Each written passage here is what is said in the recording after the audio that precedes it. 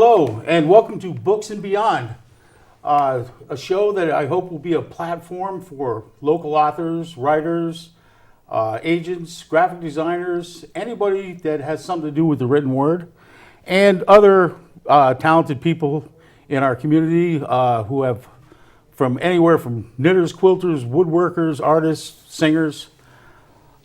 This is my second show. Thank you all for tuning in. I would like to talk real briefly, just give you a little background on myself. I'm a professional chef by trade, but a few years ago I began writing. Well, I've been writing a while, but a few years ago I was published. I have two books out, The Case of the Flying Corpse and Accounts of William Gillette. Both are books centered around William Gillette and Gillette's Castle in the early 19th century, 1900s. Mysteries. They're available on Amazon and our local bookshop. And also I'd like to mention an organization called CAPA, the Connecticut Authors and Publishers Association.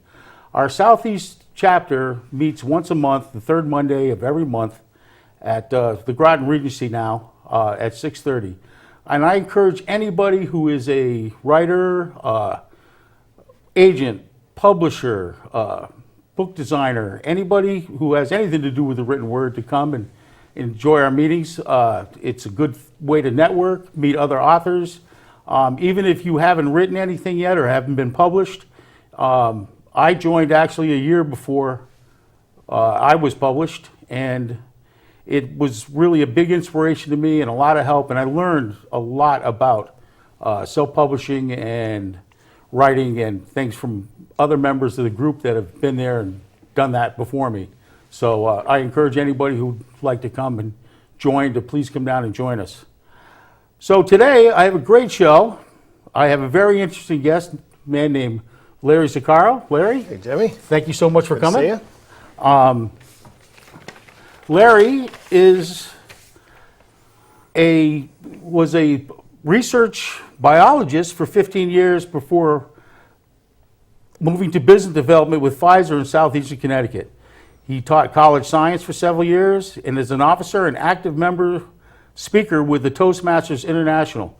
And can I take 1 second? Sure. What is the Toastmasters International? Toastmasters is an international organization. It's actually in over 150 countries worldwide. And you could think of it best as a professional speakers club where members give a supportive environment to learn how to speak and be comfortable speaking. Oh. So we take turns speaking to each other and in other public venues about subjects of our own choosing, write talks, and follow a specific pathway. And it's great for getting comfortable speaking in public and confidence, and also eliminating bad habits like using your hands when you talk or saying ums and ahs too much, that kind of thing. So it's a worldwide organization, and I actually was just selected president of the Mystic Aquarium's Toastmasters. Congratulations. So our first meeting with me as president is this Wednesday at the aquarium.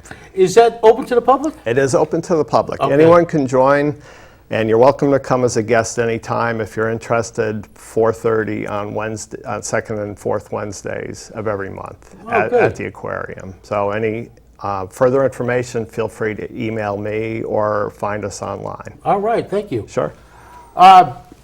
Larry also has a current business, Mystic Creative Products. He's a very creative entrepreneur, and he has written a book Parallel, and he has 2 movie screenplays completed with a couple more in progress. That's right. Which is cool. You sent me one, and I skimmed through it. It was kind of interesting. The I adaptation tend to read of it when I get a chance. The adaptation of Parallel to a screenplay. That's And right. in addition to that, he has developed a family card game called Wordplay, which we're going to talk about in a minute. And most recently, he wrote a children's book, Amy and the Orca, which was absolutely fascinating. Both the games and the books are available nationally, and we'll get into a little bit more about that later. First, I'd like to talk about Wordplay. Okay. So Wordplay came out of an idea that was in my head for a long, long time, and as soon as I ended my regular career at Pfizer, I started really developing it more specifically. And it's letters on cards, point value for each letter, and think of a combination of Scrabble and gin rummy, where you have cards in your hand, and each turn you lay down cards to make words or add to other people's words. So it's a point accumulation game, and each turn you can go around and add to other people's words. And so it's educational, it's a good family game, it's a party game, and it's also a game for seniors, good activity to keep senior mind sharp. So I just wanted to show this, wordplay, either way you do it, wordplay. So that, I sell that at educational conferences in the Northeast, and it's also available on Amazon. Well, that's the thing that struck me the most about that. Not only, I mean, I love that kind of word games. Yeah. Anyways, maybe just being the author in me or whatever. But I thought, what a wonderful way to teach vocabulary words to children. That's exactly, and most of the sales are, in fact, for And school-age I children. would encourage almost any teacher to, to check it out, because let's face it, the vocabulary of this day is dropping quickly. Yes, it is a stagnant art. It's getting down to initials, LOL. You know what I mean? So and with spell check too. Right. Right. So that's I really, that's one thing I would recommend about that. Thanks. Then I would like, could you tell us a little bit about Amy in New York? Sure. Or tell us a lot about it, because I thought that was a fantastic story. So Amy in New York is a children's book that was based on a real event that happened to my family and me several years ago. We were on a orca watching trip off the west coast of the United States near the Canadian border. And we were on the orca watching boat, and we saw lots of orcas, several pods, and it was a great trip otherwise. But my oldest daughter, Lauren, had her flute with her. And at one point, she started playing her flute on the boat. And I could see it very clearly. There were two female orcas that were swimming towards the boat. And each breath they came up, they swam slower and slower. And right when they got to the closest point of the boat, they stopped dead in the water and they sang back to her flute as she played. So the chirping and squeaking that orcas do. But that event was a special family moment, of course. But then just early last year, got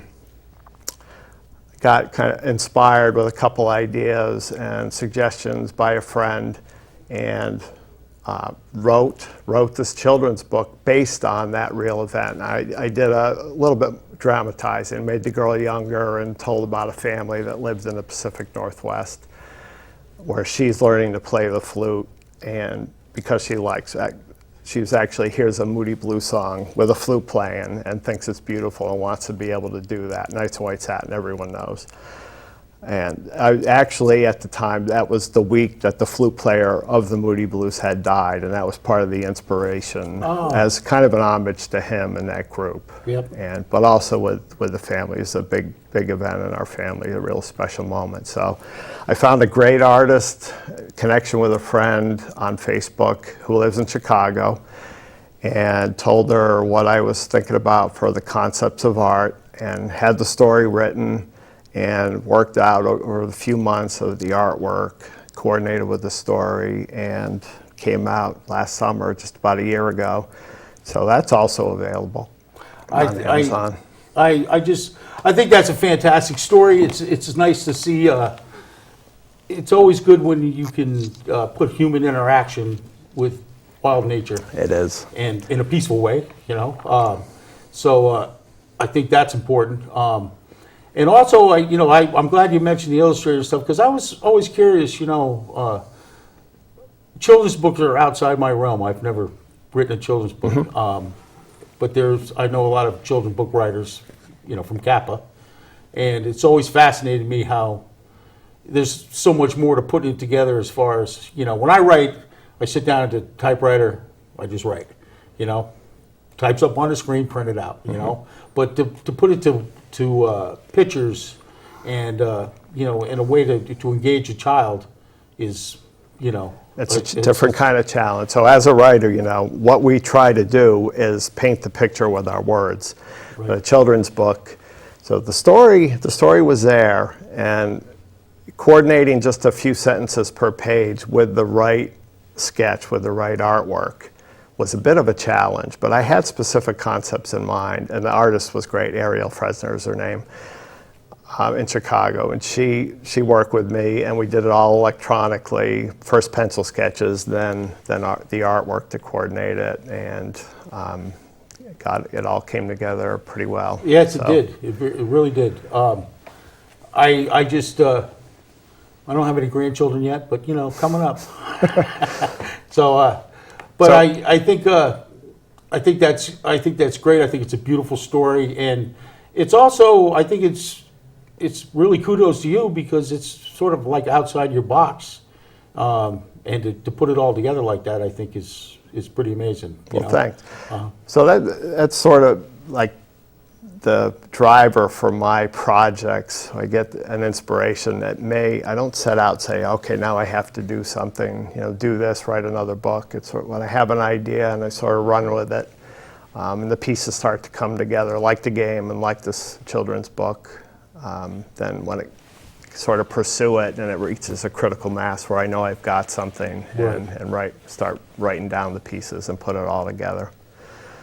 Well, I just think that's fantastic, and great way to live, to be honest with you. All right, now we'd like to get to Parallel. Okay. I am going to let you start off and tell us about it. Okay. I know the general outline, but I'm going to let you take it from here. Okay. I'll tell you a little bit of backstory about it. It's a novel I wrote, actually. It came out several years ago. And it was a long time in development as far as the ideas, especially. What I tried to accomplish with this book was to bring together ancient beliefs together with our current scientific knowledge into the same idea. Now, that's quite a challenge, not only to make them compatible, to really bring them into the same idea. That's the thrust of the story, the main idea of the story. Now, the idea, of course, was a key part of it. I had that. I'll tell you a little bit about the background of that.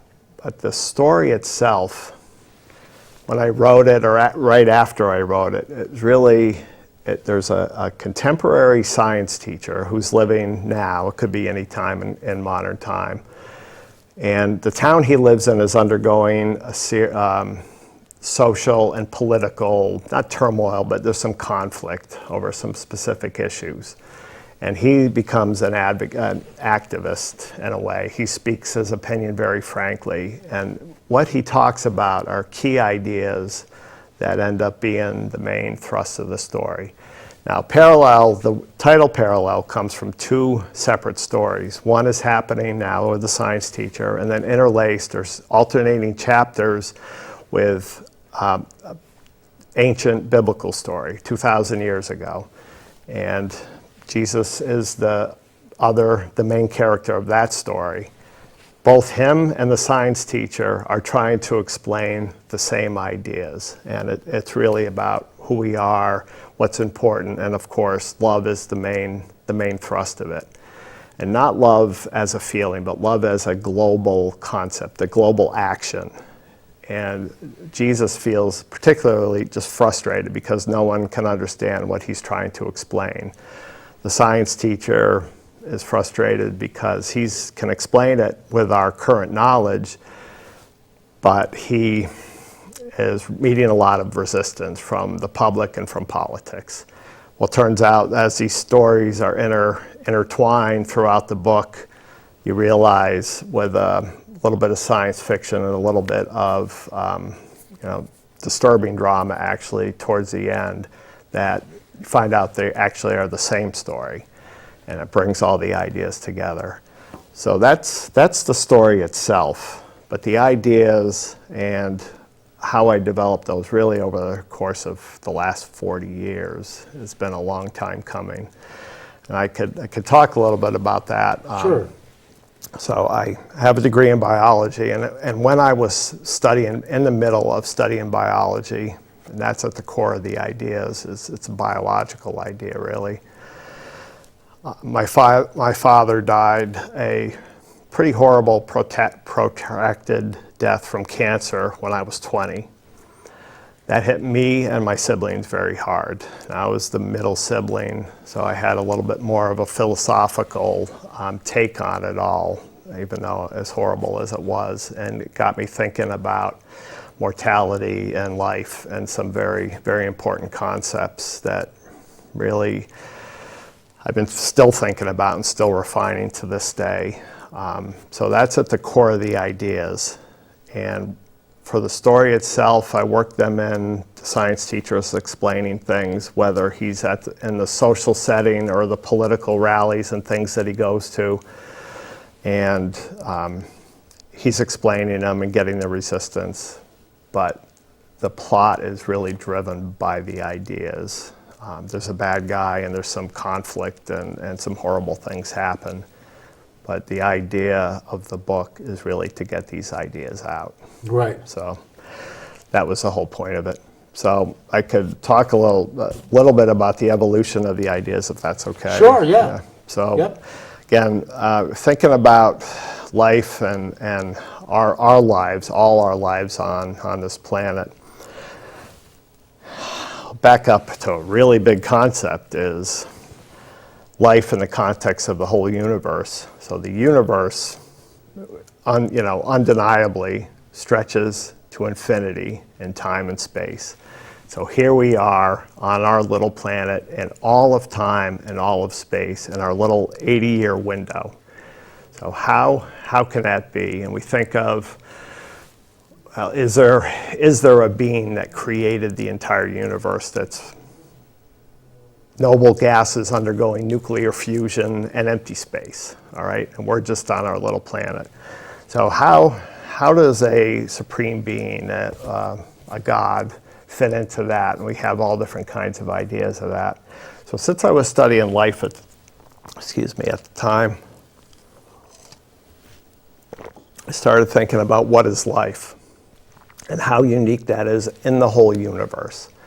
It's self-aware, it's self-replicating, it's self-improving, and very, very organized. Unlike, the sun is just a star undergoing nuclear fusion with all the empty space in between. Right. And it also made our context of our planet all the more rare and special. This is the only place we're ever going to live on this planet. So we can get into, if we have time, I'll talk a little bit later about how important it is. We have to take care of this planet. But it's really what we need to focus on is how we're taking care of this planet and how we're taking care of each other. It's the only place we're ever going to live. But in reference to my father and his death and mortality, it was very graphic and it was very sobering. And I have to admit at times it was actually terror for me to understand that. But through the evolution of the ideas that I was having at the time, I realized in this whole infinity of time and space, of the whole universe, we get to be the ones that are alive right now. We are, in fact, living in this little 80-year window of time and all infinity. And how special is that? And then thinking about it even further, we are one sperm from our father and one egg from our mother, and all the possibilities of what those could have been. We got to be the one conceived that actually get to be alive. Okay, and I actually, being a wicked science nerd, I actually did the calculation of what are our odds of being alive in the first place. And it turned out they're 1 in 1 quadrillion. Okay, that's millions of times more hundreds of millions of times more likely than winning Powerball. That we got to be the ones that are conceived and alive in the first place. So if you start with that and how special it is and how lucky we are alive, that we are alive in the first place, then you kind of kind of go through life a little bit differently. You have a different attitude about things. Yeah, you know what? I do want to talk about, comment on that a little bit. You know what? Because you're right. You know, you think about everybody on the planet. Mm-hmm. You think about all the people that have been on the planet. Right. You know, since the dawn, or since we evolved, since we came into being, and yet. In all that, you think it almost makes it seem commonplace. You know what I mean? I mean, people have babies. Anybody can have a baby. Anybody can make a baby. Right. You know, they think. But the truth is, you know, which I really found fascinating, was you were right. The one chance that, you know, you became you, I became me, everybody else as individuals is really incredible. Mm-hmm. And I think that if people really took that and really grasped it and really, you know, kind of understood that I think in many ways they would feel more fortunate and happy about their lives. You know what I mean? I think they absolutely would. I mean, everyone still has to deal with sickness and, you know, tension, conflict. Interest rates. Yeah. Interest rates, bills, you know, whatever, just frustrations that we all feel day in and day out.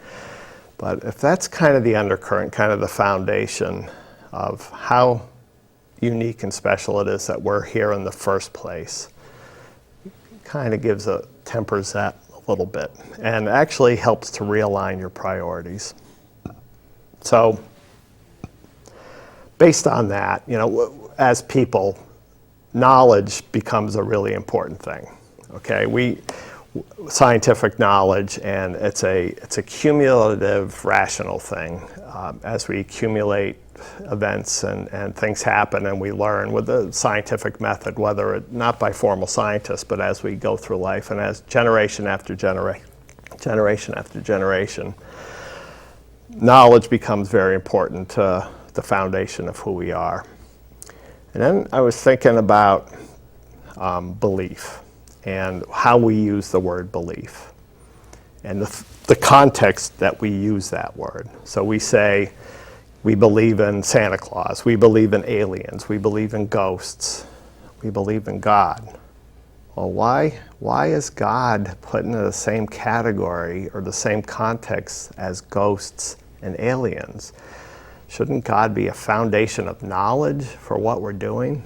Well, of course, we don't know what God is, but I had very specific insights in the biological studies I was doing of what we are actually made in the image of. And I could take a minute to talk about that if that's all right. And Biology 101 is DNA, everyone knows that's our genes. That is the source of what we are. And every gene, every piece of DNA translates into a protein. It turns out proteins are really one of the active parts of our bodies, the image, and they're made exactly from the code of the DNA. And RNA is necessary to transcribe the information that's in our genes into a functioning protein in our bodies. That's undeniable. Scientists take genes out, they splice them, the proteins are expressed. It's a very fundamental concept to the science. Really the core bottom line of the go-between between spirituality and science is shown on this little slide. And if you can remember this, DNA really is the source, the father that is the source of what we are. We're made literally in the image of our genes.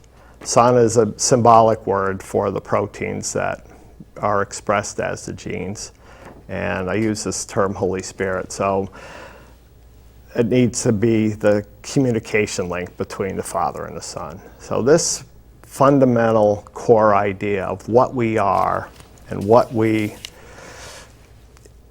made in the image of, and really what is the priority of what we need to do, sets a foundation of knowledge for spirituality instead of making it some mystical thing that we have to never know about.